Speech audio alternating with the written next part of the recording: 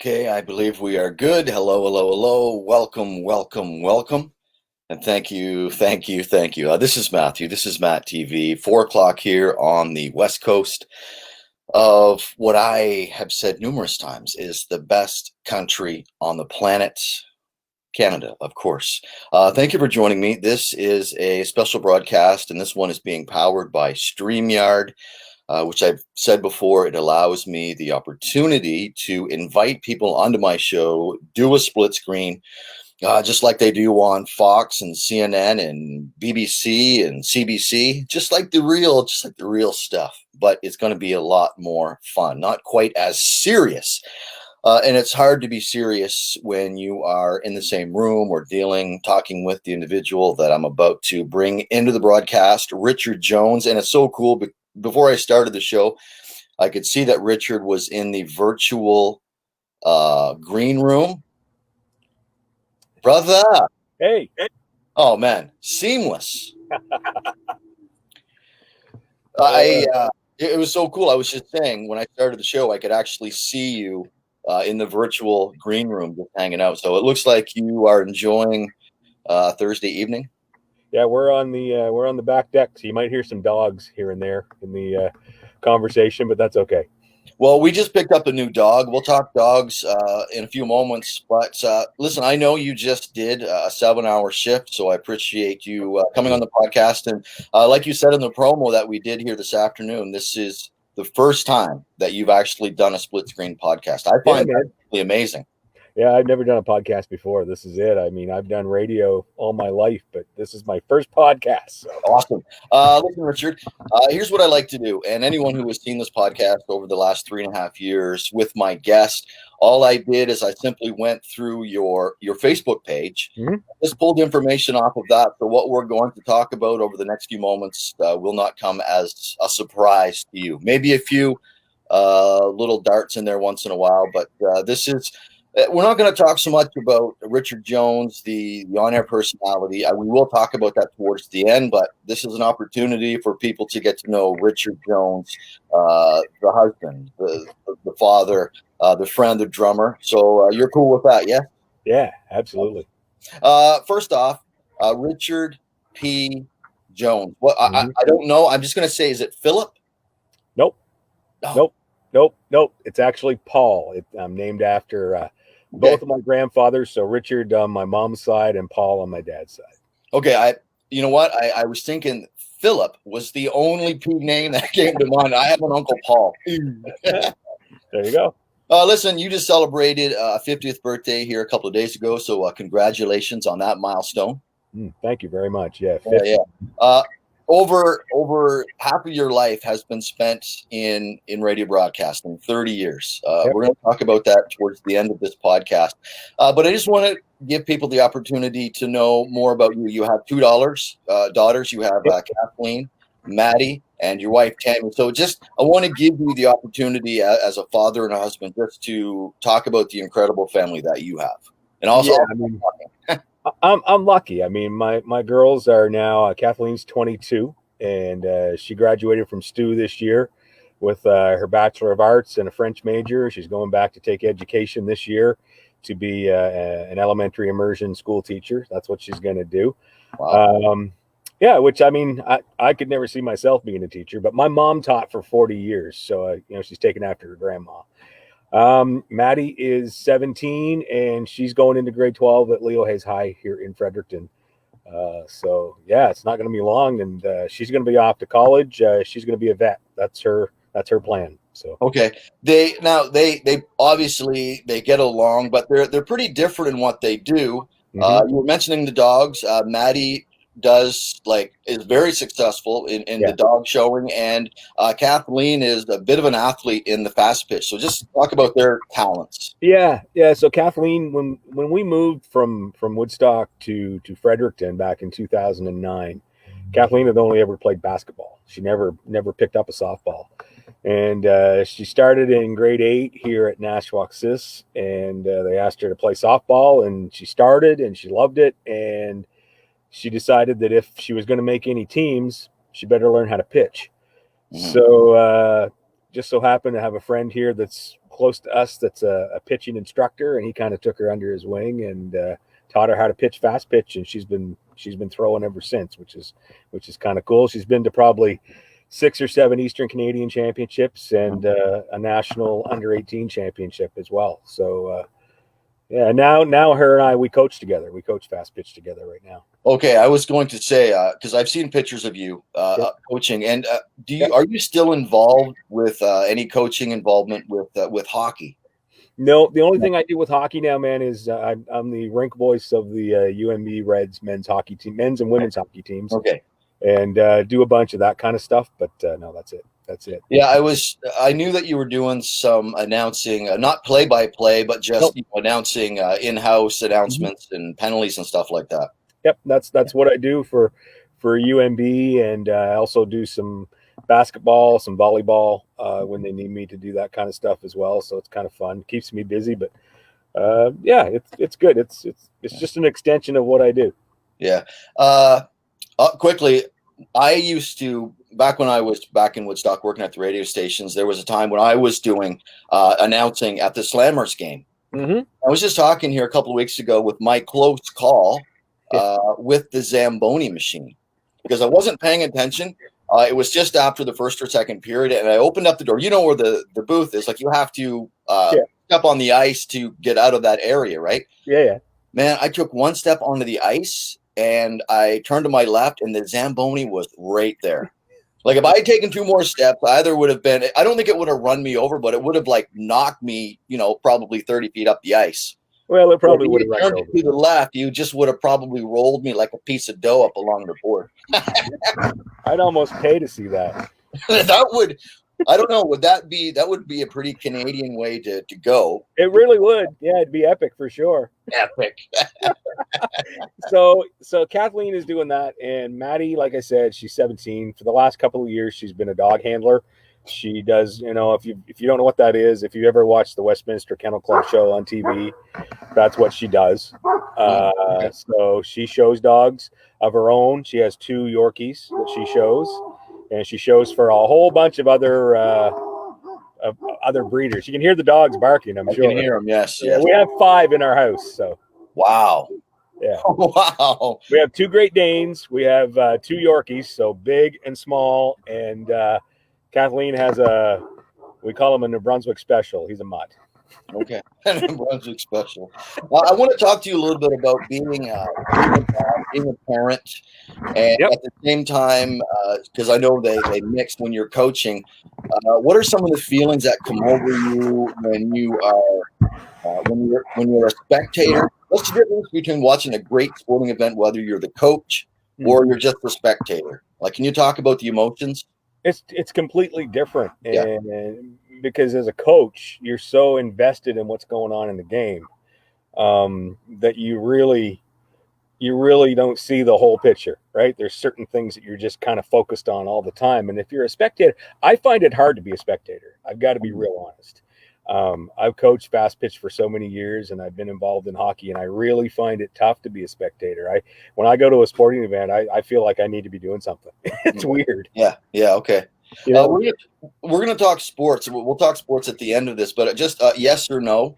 Are you glad that a lot of the sports franchises decided to come back and give the fans some sports in this year, or would you have been okay with, let's just hang off to 2021? You happy it's back? Yes or no? I got to be honest, man. I'm going to say no, because I can't really get into what's going on right now. I've tried to get into the hockey. I mean, I'm a Bruins fan, and they're moving on, but I just can't seem to get myself into it. The way it's being done, it just seems weird to me. And the same with baseball. I tried both, and I don't know. I think it might have been better if we had waited so that we could have an actual full season again of any of these sports, to be honest. Well, because I was thinking, like, they'll have a Stanley Cup champion at the beginning of October, which in theory, is it not the usual beginning of like training or the regular season? So it just kind of messes everything up for new season. And my whole thought at the beginning was like, I understand they want to get a paycheck, but there is and continues to be a global pandemic. And we not just just, you know what, 2020 is a write-off. Yeah. You know, I thought about all the time and the effort, just the money itself that they'd have, the logistics of everything, just so some grown men can shoot some hoops, shoot some pucks around, throw the ball around. But that being said, I'm like, all right, the Canucks are still in the playoffs. So Yeah. I know, man. It's a hard thing, and I mean, everything is just so messed up right now that I guess it is what it is.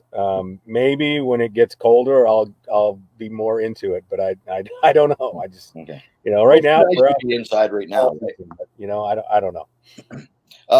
We talked about the girls. Just quickly, how did you and Tammy meet? Because Tammy and I, like I know Tammy. Tammy graduated with myself at Woodstock High School in '91. How did you two meet? It's an interesting story. I was in broadcast school at NBCC, where you went as well, in my second year, and my apartment was the top floor over top of Jolene's boutique. So it was right on those 3 windows that overlooked down on Main Street. That was my apartment. It was Halloween of 1990, and we were having a bash. And I was about 22 beer into 24 at that point. And I was hanging out my window, and there was this whole group of girls walking down the street. And someone was holding my legs. And anyway, I just hollered at them and said, "Hey, we're having a party. Come on up." I had no idea who they were, anything. She was one of the ones that came up. And I don't know, for whatever reason, people left their names and numbers, and I just started calling. And that's how we met. Okay. All right. And that was how many years ago? That was like, man, we've been married for 27 years. 27 years. Awesome. Yeah, it's crazy. Congrats, man. Okay. I'm just listen. I know you had a long day. I'm glad that you're able to hang out, and I know this is the first time for you. I appreciate it. Yeah. We have some history that goes back many, many years, and maybe we'll talk. We'll give maybe 2 of our most favorite memories at the end of the show. But I want to get into. I know that your schedule. I can't imagine the hours that you put in. But I want to ask you about late night television. Oh, yeah. Are you watching any late night television? Do you have to PVR it? And if you are watching, who are you watching and why? For me, right now, I love the Daily Social Distancing Show with Trevor Noah. That's what I'm watching right now. That's good. I like that a lot. I'm a Jimmy Fallon fan. Okay. I've been a Fallon fan for a long time. So if I do stay up to watch anything, it's definitely Fallon. Okay. It's funny that you say Jimmy Fallon because, well, there's so many people out there that are they're just so critical of everything. Armchair, fill in the blank. But a lot of people have been going after Jimmy Fallon within the last month or so because his monologues have gone more towards anti-Trump. Yep. They're just more political. And, I always, I like Jimmy Fallon. I think he is like super, super talented. But late night comedy is about the material that lies before you, Right. You just poking fun at this awful reality TV show that hopefully will wrap up in the beginning of November. If we're all lucky, but I mean, if it does change, what are we gonna make fun of then? Yeah. Right? I mean, Trump is an easy target. Yeah, I don't want to go down that rabbit hole. Okay, let's not. I see on Facebook that you are following one of the, well, I guess I don't know if he was one of the founding members of Hootie and the Blowfish, Darius Rucker. So I have to ask why. And I'm also, who else are you following on like Twitter, Instagram, TikTok, and MySpace? Are you still on? No MySpace, no TikTok, man. I can't do the TikTok. I don't understand it. I don't either. I can't dance, and apparently that's all you do on TikTok, right? Is that what it's? I don't know. Snapchat. My kids tried to get me to do the Snapchat thing. I couldn't even do Snapchat. Well, with work, do they push you to, hey, Richard, you're the on-air person. You're on air. You're PD. You need to be on Twitter. You need to be on Instagram. Is that kind of your life? Yeah, so we're on Twitter, Instagram, Facebook, obviously. And I mean, I follow Darius Rucker. For me, more because of Hootie and the Blowfish than for his country career. Mm-hmm. But I follow a lot of those celebrities, country for sure, because one of my stations is a new country station. and a lot of the classic rock bands and stuff, Canadian classic rock bands especially, because my other station is a greatest hit station. So naturally, those are the folks I follow. It's not because I have a deep love for Darius Rucker or Hootie and the Blowfish, but I like his Hootie days better than his country days. Yes, yes. Well, I will sleep better tonight knowing that explanation. I saw on Facebook you have over 3,000 friends. I'm a popular guy.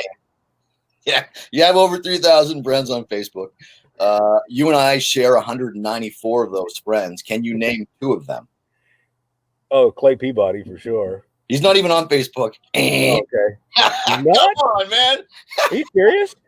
No, he's on Facebook. Are you kidding me? I think Clay probably still has a flip phone. Yeah. I don't know. Who's the other one? Probably your brother. Yes.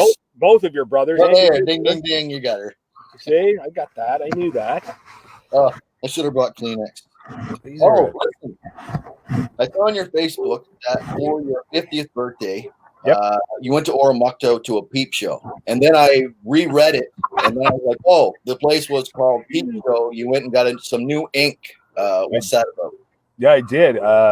Peep Show Tattoos. Dave Cummings is the guy's name, and I got a great horned owl face on my shoulder down to my elbow on my right arm.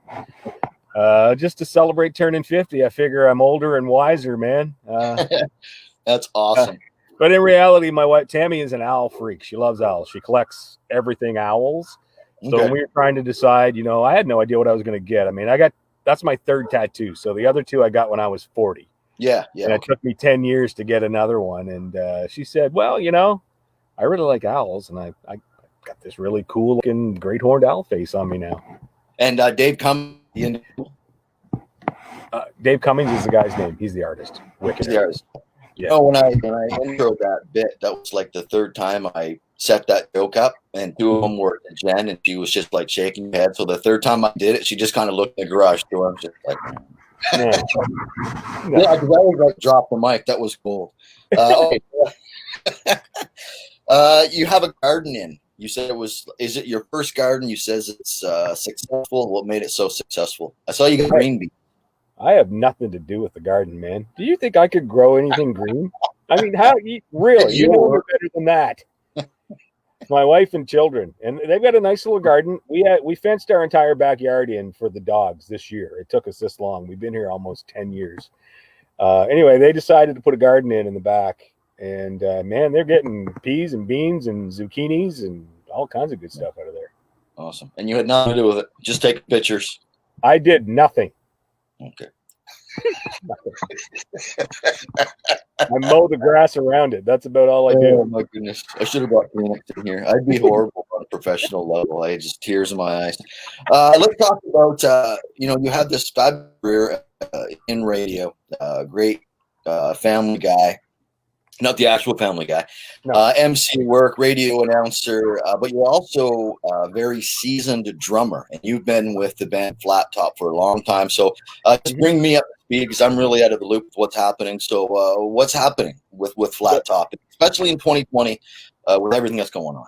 So what has happened, actually, a couple of years ago, I ended up having to have my shoulder, major rotator cuff surgery on my left shoulder.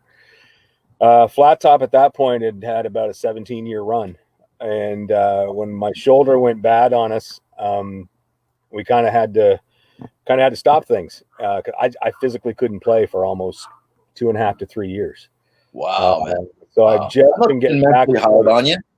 Yeah, it was tough. It was tough on the brain not to be able to play, because I mean, that's, other than radio, that's the other thing I do. Right? That's just me. So Flat Top had a good run. Right now, we're not doing anything. That's not to say that we won't be back at some point. All the guys that played in Flat Top are playing here and there. I'm playing with a couple of other projects as well. I've done some recording drums for different projects. I've done some producing on a couple of 3 things. But I haven't really, since surgery, played a complete full 3-set night yet. I've done a lot of 90-minute sets. I've done some hour sets and things like that. So I haven't really tested the shoulder on a full 3-set 4-hour night yet. So Okay. we'll see.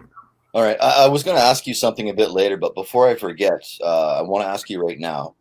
With your career, you've had the opportunity to go to different award shows and meet all kinds of different celebrities, Americans, Canadians.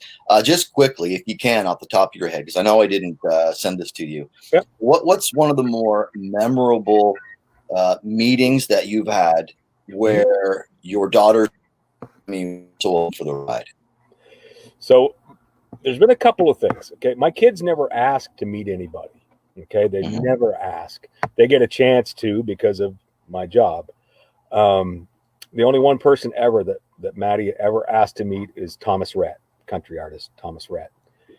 She said, if there's ever any way you can get me backstage to meet Thomas Rhett, I would love to go. So I contacted his record label, my guy, and we made it happen. We went to Ottawa and got a radio meet and greet face-to-face with Thomas Rhett for my kids. Got to go to the show and all that good stuff, and my kids love that. But my favorite, the best one that ever for me was meeting Garth Brooks, which was very cool. I've seen pictures of that, yes. And Trisha Yearwood? Yeah, Garth and Trisha. So I was at the CCMA Awards in Saskatoon in 2017, and the head of Sony Music Canada, his name's Warren Kopnick, called me up on a Thursday, and he's in my hotel, and he's like, what are you doing tomorrow? And I said, well, CCMAs, man, we got like a full day of crap going on, seminars and dinners and all this stuff. And he's like, be in the lobby at 2. So I was in the lobby at 2 the next day. He had rounded up 8 of us program directors, country program directors, took us to the airport, got us on a plane, flew us to Calgary, got us to the Saddle Dome, and we got to spend an hour with Garth and Trisha before their show in the Saddle Dome that night. Nice. And then we stayed for the show. We spent the night, and then they flew us back to Saskatoon the next day, which was very cool. It was all in the Sony private jet, limos, the whole deal. It was cool. Awesome. Excellent. Well, that's going to lead us right into your very lengthy, distinguished radio career. You got in 1990. Was distinguished too big of a word, or? That's a huge word for but that's okay. I didn't know you were.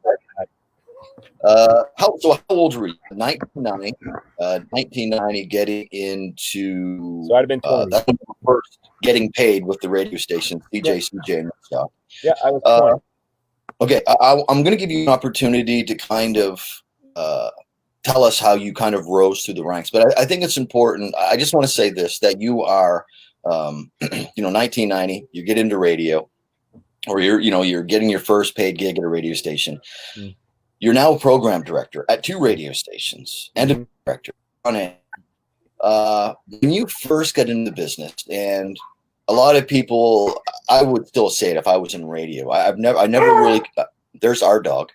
I never really considered radio work because I loved it so much. You clearly still love it because you're still getting out of bed every day.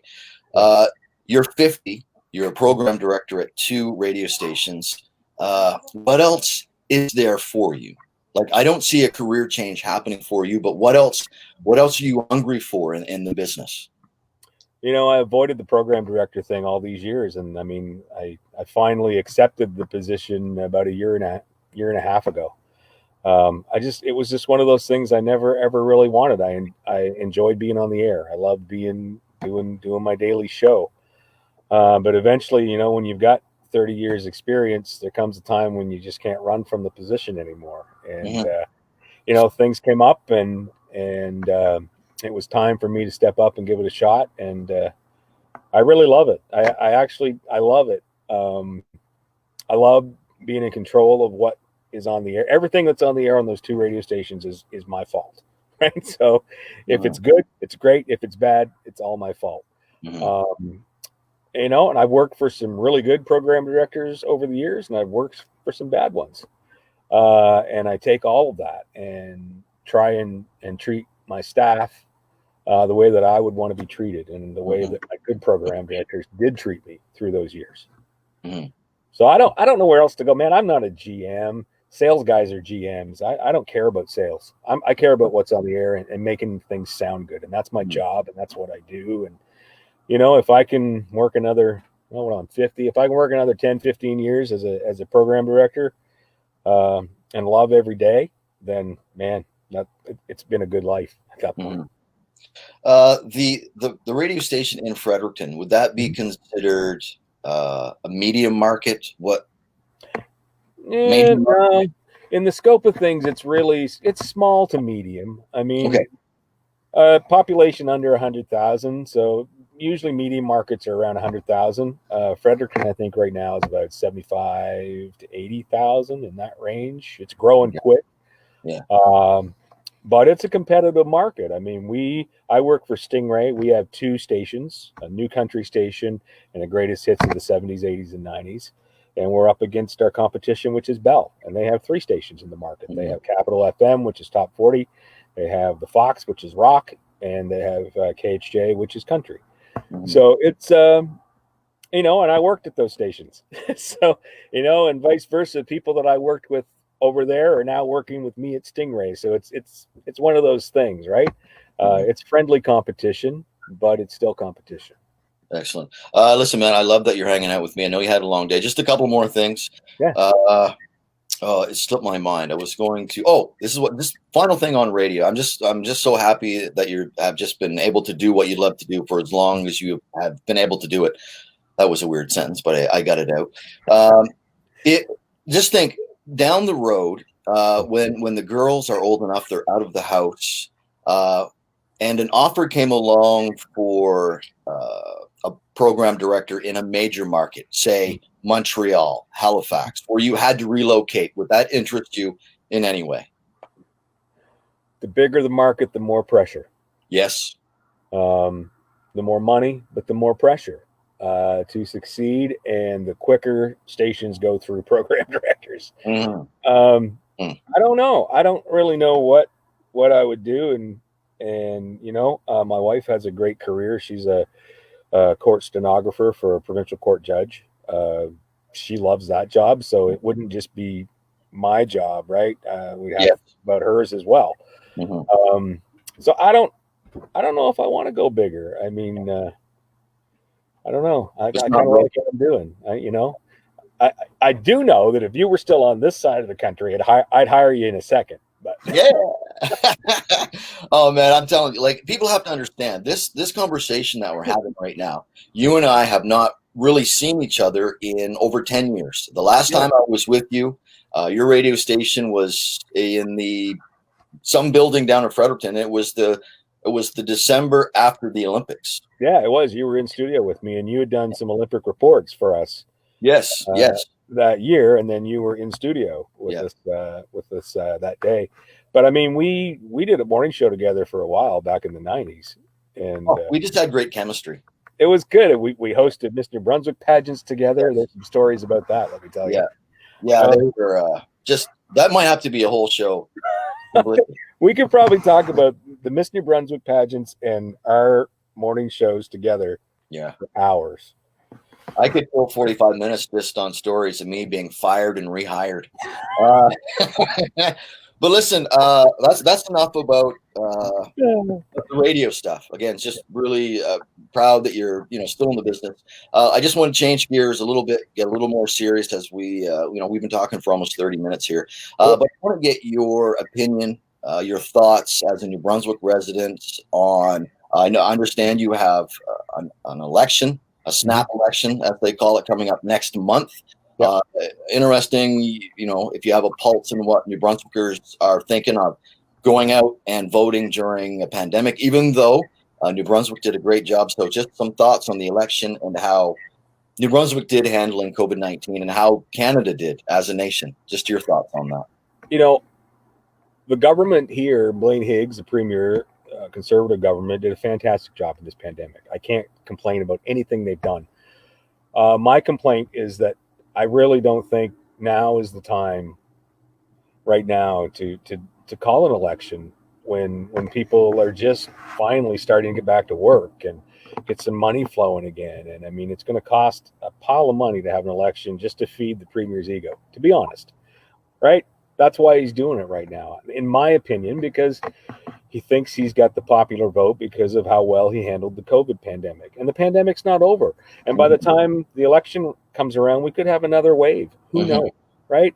I just think it's a big waste of time and money right now. I think they could carry on as they are and wait until things get better to have an election. There's a better use of that money. I don't think it needs to be spent on an election right now, to be honest.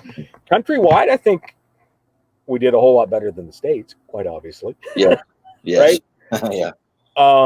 New Brunswick just really everyone just seemed to go with it.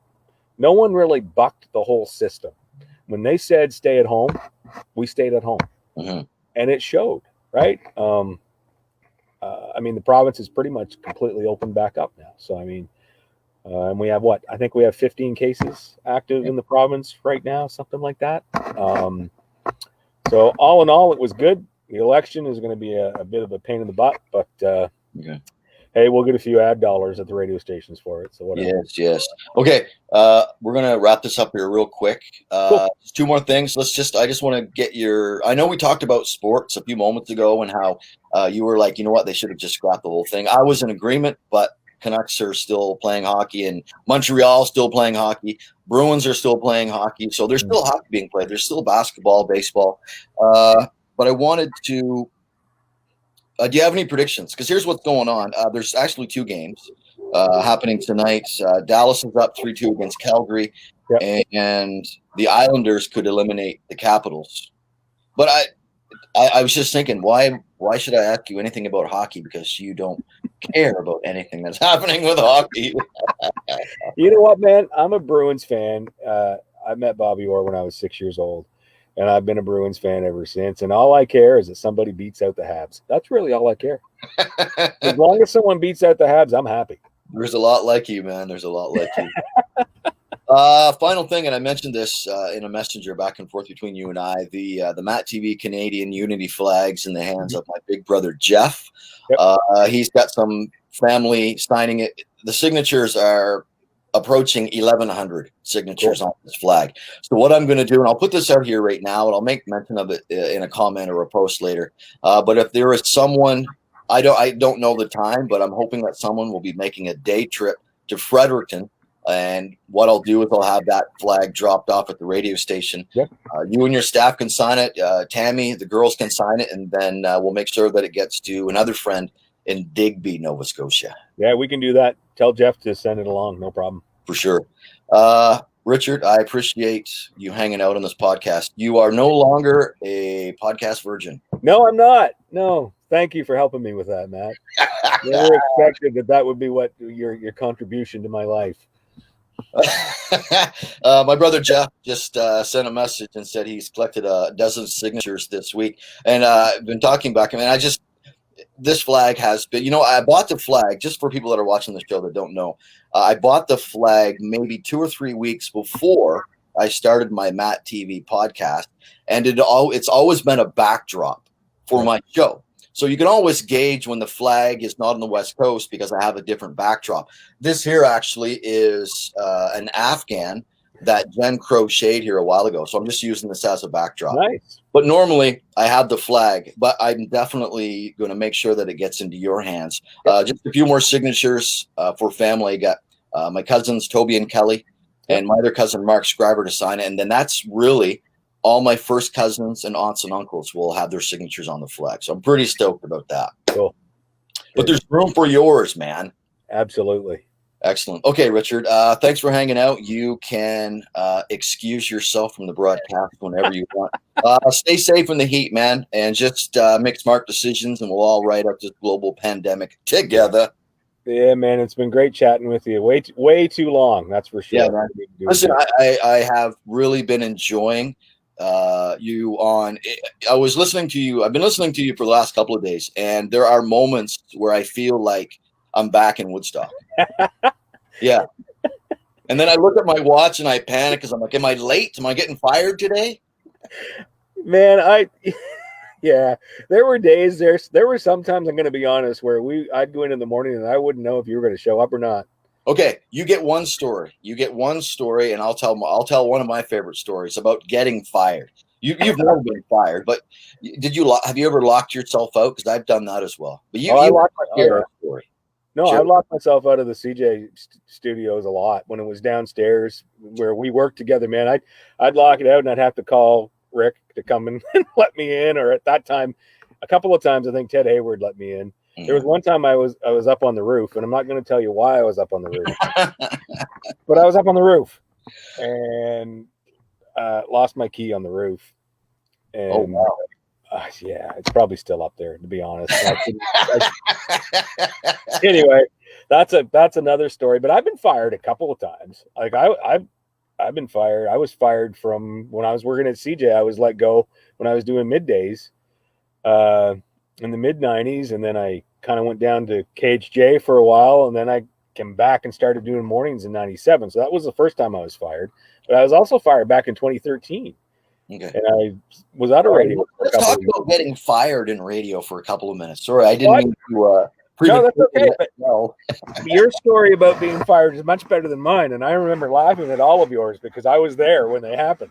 I think there was at least 3 times, but I was always rehired because I was comfortable in front of a microphone, so I could yap. But I think it was the first time I got fired. We're going back to like early 90s, before the mid 90s, like in that time frame. You were doing like weekends at that time. Yes, that was the problem. I was in my mid 20s, and at the time I liked to drink, and I had shifts on Saturday and Sunday mornings at 6 o'clock. So the first time I got fired, I told Rick, as I was giving him back the station key, I'm like, look, man, you give me 2 shifts a week, Saturday and Sunday mornings. I'm in my mid 20s. I like to drink, man. What do you expect? What do you expect, man? I remember that. I do remember that. You weren't fired for long though. No. Like I think the next week or something, he brought you back. He was mad at the time, but he was, yes. But you know what? Here's a couple of things. I never understood the firing practices of radio stations. I think that's just so strange. You know, I've heard stories of people being escorted out of the building by police just so they don't take any property with them. So talk about that kind of weird.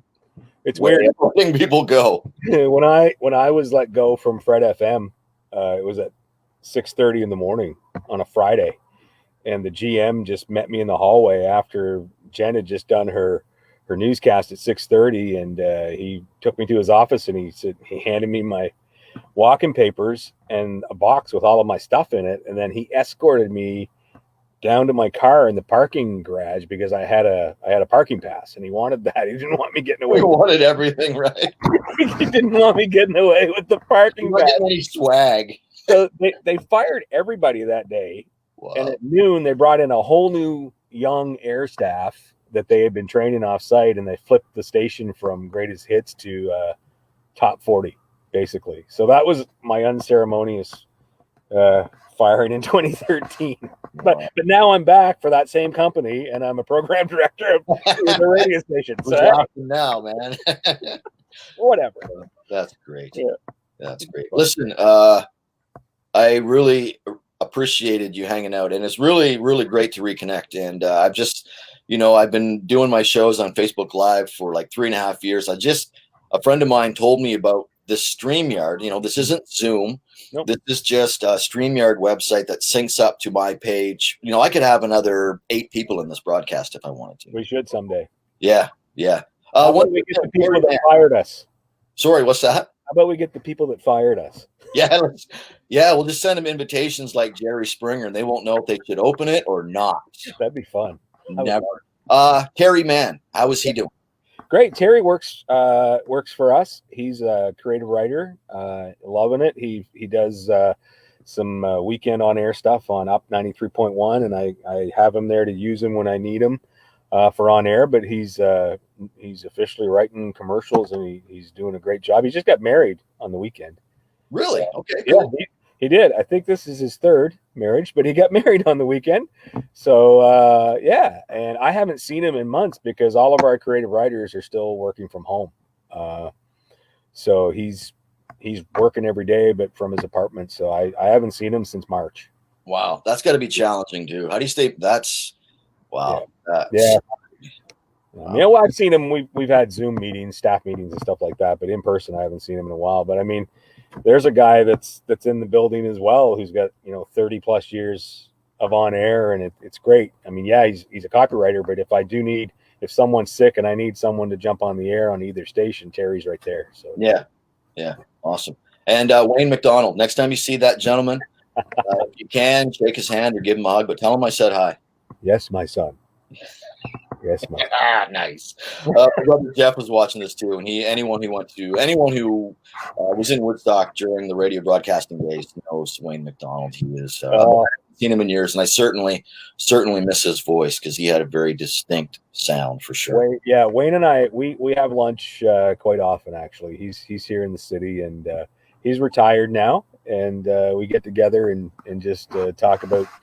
He likes to get the inside scoop of what's going on in the business these days. Yes. But yeah, Wayne's a great guy, and he still sounds the same. He has a whispery voice. Yes. Good stuff. All right, Richard. Happy belated birthday again. Welcome to the Big 50 Club. Thank you. Stay safe, and I'll be listening. But let's listen. Anytime you want to come on here and hang out, man, and promote anything that's happening with your girls, or if I can help you promote something back there, just let me know. Love to help out. We'll do it, man. It's been fun. Cool. All right. We'll talk later, brother. Cheers. Okay. Bye-bye. Awesome. That was a lot of fun. 19 minutes in front of 5 o'clock on an overcast Wednesday night. Oh, this is Thursday night. Is this Thursday? It is Thursday. It was a recycling day today. The 20th day of August, 2020. Thank you so much, Richard Paul Jones, program director at Up 93.1, program director at New Country 92.3 in Fredericton, also music director, and the list goes on and on and on. Super talented. And that was the first time I have seen Richard. That wasn't a still photo in 10 years, and the conversation just really picked up from where it left off in that show that we did back in 2010. So just amazing to hang out with him. So that's a wrap. I just want to mention this one more time. This is an Afghan that my wife Jen crocheted. I don't know how many hours she put into it. It's actually supposed to go the other way, but it doesn't really matter. Doesn't really matter. It's beautiful. Okay, I don't have any other guests lined up, but I know that I have been in touch with Andrew Garnett, and I know that him and Scott Dunlop and Jeff Bradbury, the three amigos, are getting ready to put together a drive-through rib fest. I believe it's September 18th and 19th. I think it's a Friday, Saturday. You would know more than me because I'm out here, and you're back there. Sorry, puberty just kind of came in and took off again. Okay, that's going to do it for me. Thank you for the live views. I appreciate you hanging out, taking time out of your night to hang out with me and Richard on an episode of MattTv powered by StreamYard. Oh, I just realized that coming up in 17 minutes will be a brand new episode. I would be interested to see how many consecutive episodes that Brent and Patty Underhill put together. The nightcap with Brent and Patty is coming up here 9 o'clock, so just over 15 minutes. So it's an opportunity to go mix a cold non-alcoholic beverage, have a bathroom break, and then I will enjoy two other friends having fun on the internet. Okay, that's going to do it for me. Thanks again, Richard. That was a lot of fun. Okay, I'm going to go check out my MySpace account.